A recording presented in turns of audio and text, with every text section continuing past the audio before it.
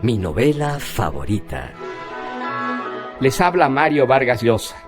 Iniciamos esta interesante serie entregándoles la novela más importante jamás escrita en español y una de mis novelas favoritas, Don Quijote de la Mancha.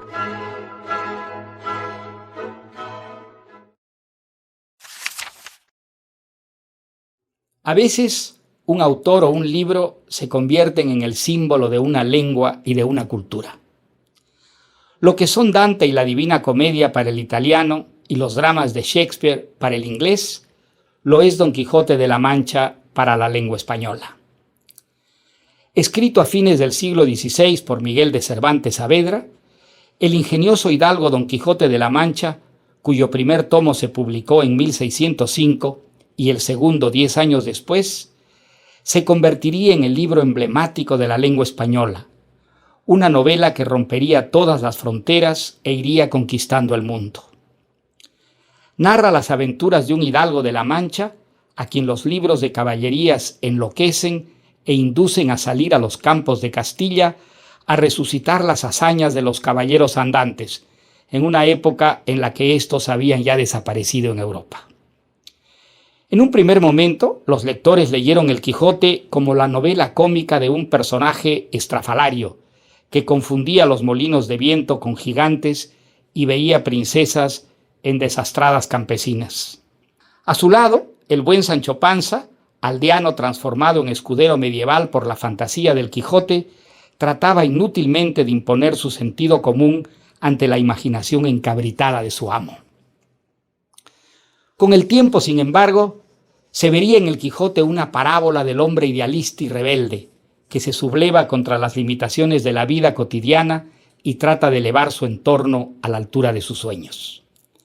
El Quijote pasó a ser visto como un adelantado de la historia, un descubridor de mundos, un transformador de la realidad, uno de esos seres gracias a cuya intuición y valentía la humanidad ha progresado desde la caverna primitiva hasta las grandes revoluciones científicas y los viajes espaciales. En cambio, Sancho Panza pasaría a representar el ser conformista, alguien que, si fuera por él, la humanidad permanecería todavía prisionera de la rutina de la vida animal. El Quijote es una novela deslumbrante, que entretiene y emociona, un paseo por los pueblos calcinados por el sol y los caminos peligrosos de la España del siglo de oro. Yo intenté leer El Quijote cuando estaba en el colegio. Fracasé en mi empeño porque su lenguaje contenía expresiones de difícil comprensión para un niño de pantalón corto. Años después lo intenté de nuevo, estimulado por La Ruta de Don Quijote, un librito de Azorín. Esta vez se produjo el milagro y aquella lectura fue una de las experiencias más memorables que he tenido. Desde entonces he leído El Quijote 3 o 4 veces y siempre como si fuera la primera lectura, por la frescura de sus páginas y la viva actualidad de esta novela que acaba de cumplir ya 4 siglos.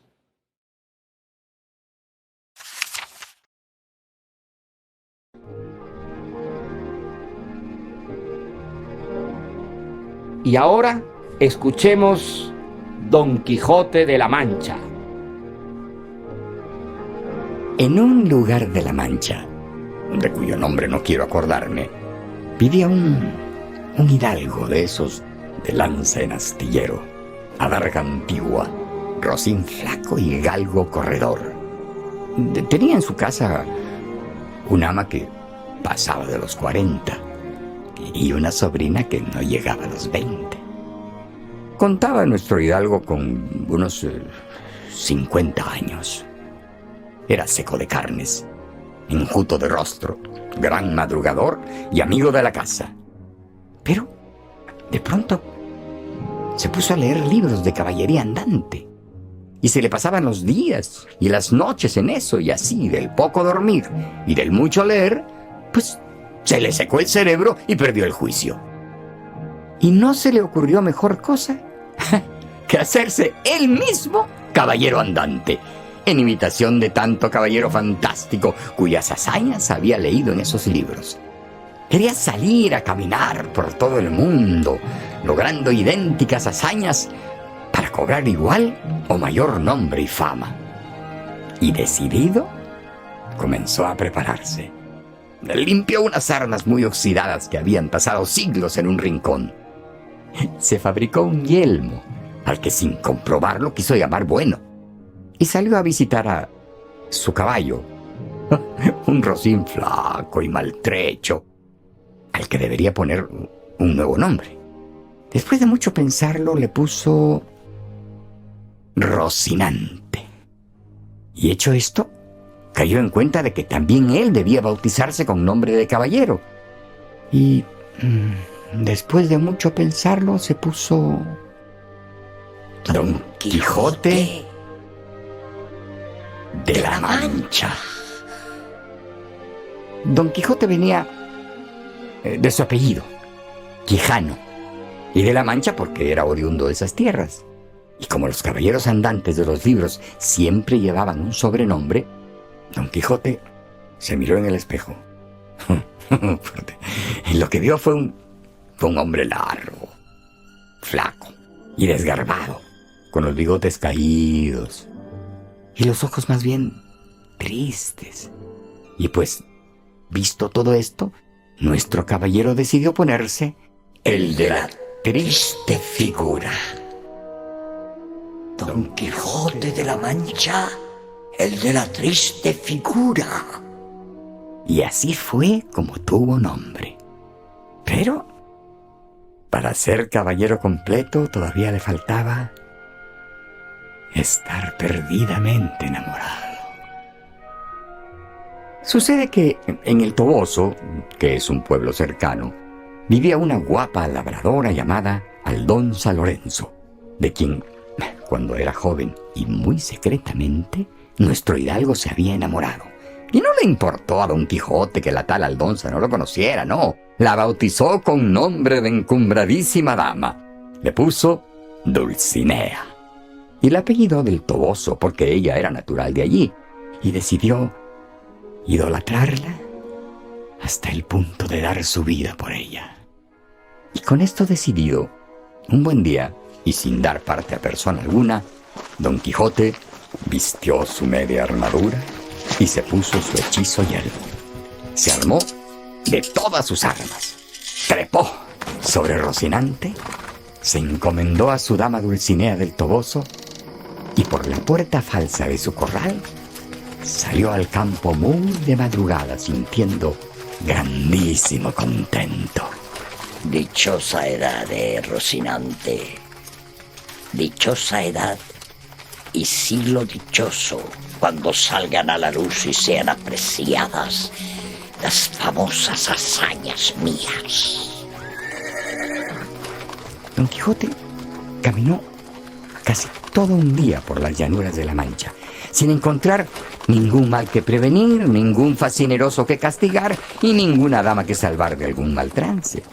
Y cuando ya se hacía de noche, cayó en cuenta de un gravísimo impedimento. Sus armas no habían sido bendecidas y lo que era peor, él mismo no había sido armado caballero.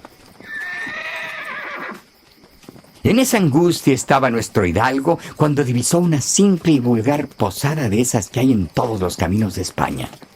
Don Quijote quiso verla como un gran castillo, con sus 4 torres, su puente levadizo, su foso y hasta su noble castellano dentro. Llegó entonces a la puerta de la posada y el posadero, al ver su extraña figura, salió a su encuentro. Don Quijote lo tomó por señor del castillo y desmontó y se puso de rodillas delante del sorprendidísimo posadero, diciendo: No me pondré de pie hasta que vuestra merced no me haya concedido la gracia de armarme caballero. Por suerte, el asombrado posadero sabía algo de caballeros andantes y se pudo dar cuenta de qué pie cojeaba nuestro hidalgo. Y para prevenir males mayores, accedió a armarlo caballero a la madrugada siguiente, ya que Don Quijote debía pasar la noche rezando junto a sus armas. Y efectivamente, despuntando el día y junto a la pila del patio de la posada, el posadero mandó a Don Quijote arrodillarse.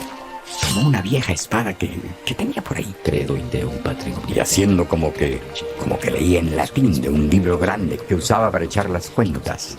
Luego, con la vieja espada, el posadero le dio un gentil espaldarazo a Don Quijote. Dios haga a vuestra merced muy venturoso caballero y le dé la victoria en sus lides. Así sea. Y entonces, ya armado caballero, y habiendo tomado desayuno, Don Quijote montó sobre Rocinante. Vaya usted con Dios, caballero. Y quede usted con él, noble y caritativo señor. ¡Ea! Esta salida de Don Quijote no habría de durarle mucho, porque se le vino a la memoria otra grave necesidad que había olvidado, la de tener, como todo caballero andante, un escudero, y decidió regresar a su aldea en busca de uno. Allí todo el mundo estaba, por supuesto, muy alborotado porque Don Quijote faltaba y no había dónde buscarlo ni cómo encontrarlo. Dicen que se creyó caballero andante de los antiguos. Ay, malditos sean una vez y otra vez más esos libros de caballerías que tanto estuvo leyendo, señor Quijano, que de esta forma han dejado los sesos de vuestra merced. Ay, no, sino que cualquier cosa en exceso es vicio. Suba vuestra merced a su aposento, y en buena hora, que nosotras le sabremos curar de cualquier cosa que lo aqueje. Don Quijote estuvo 15 días en casa, bastante sosegado, haciendo largas siestas y recibiendo la visita de sus dos mejores amigos, el señor cura del pueblo y el señor barbero. Pues déjeme decirle, don Alonso, que con su ausencia nos ha tenido usted muy preocupados. Ya estábamos por salir a buscarlo. Pero, ¿en qué dirección? ¿Por dónde empezar? Aunque, mientras descansaba Don Quijote, iba pensando que era muy injusto dejar a los ofendidos y menesterosos de este mundo sin la ayuda de su valiente brazo. Fue por eso a visitar a un labrador vecino suyo, hombre de bien, pero de muy poca sal en la mollera. Y tanto le persuadió y tanto le prometió y volvió a prometer que Sancho Panza, que así se llamaba el labrador, dejó a su mujer y a sus hijos y se enroló como escudero de Don Quijote, para ver si esto por fin cambiaba su suerte para siempre. ¿Qué dijo que me daría usted, señor, si lo acompaño? Pues lo que se acostumbra a otorgar a los escuderos es una ínsula. ¿Y eso qué es? ¿Una isla? Es un territorio pequeño, pero en algunos casos reciben un condado, un ducado o hasta un reino. ¿Y usted haría tal cosa conmigo? Por supuesto, pero debemos partir sin decirle nada a nadie. ¿Me has entendido? Y una medianoche, sin despedirse y en silencio, como si fueran ladrones, se salieron los dos al campo sin que nadie los viese y con Sancho cabalgando sobre su asno. No recuerdo, Sancho, que ningún escudero haya jamás montado un asno. Mire vuestra merced solo a lo que le corresponde, señor caballero andante, y no a lo que a mí respecta. Y no se le olvide tampoco las tierras que me tiene prometidas, que yo las sabré gobernar, por grandes que sean. Así será, Sancho, así será. Y caminando, llegaron a un alto, sobre una gran llanura, desde donde se divisaban algunos enormes molinos de viento. ¿Ves allí, amigo Sancho Panza, donde se descubren 30 o pocos más desaforados gigantes? ¿Dónde? ¿Gigantes? ¿Dónde? Son aquellos que allí ves, Sancho. Esos de los brazos largos de casi 2 leguas. Señor, Con esos gigantes pienso entrar en batalla para quitarles a todos las vidas y con sus despojos comenzaremos a enriquecer. señor, permítame que lo corrija. Aquellos no son gigantes, sino molinos de viento. No, Sancho, desengáñate. Señor. Son muy fieros y reales gigantes. Molinos de Y si viento. tienes miedo, pues ponte a un lado, que yo voy a entrar con ellos en desigual batalla ahora mismo. Son molinos, señor. Son molinos, no son gigantes. Sacando la lanza en el ristre, Don Quijote arremetió contra el primer molino que tenía delante. Así que movéis vuestros brazos para atacarme. Pues señora Dulcinea, protegedme y socorredme en este trance. ¡Ah! Rocinante llevaba a Don Quijote cada vez más rápido y los brazos de los gigantes se movían cada vez más fuerte.